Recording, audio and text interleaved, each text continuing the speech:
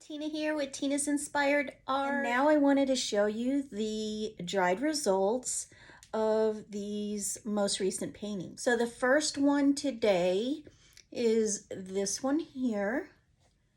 This one has dried so beautifully. I really like the botanical design on it. And then I recently added just another little layer of some crystals that really bring it all together with a nice elegance about it.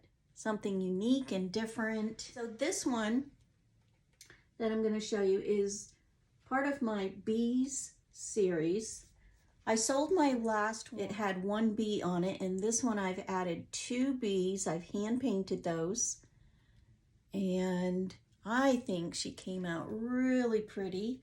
She is on my website, and her name is Bees Are Among Us.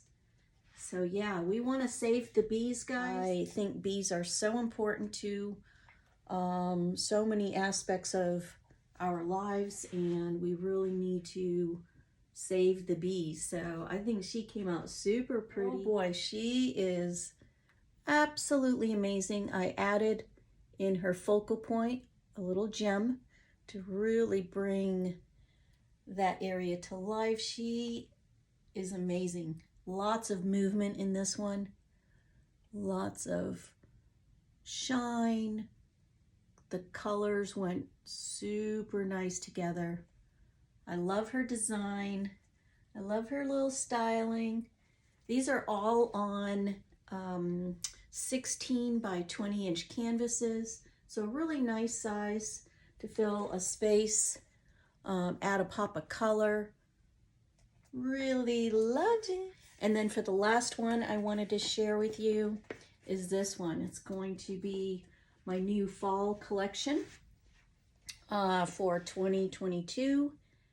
I've got a little gem in the focal point. She is stunning. I really, really love her.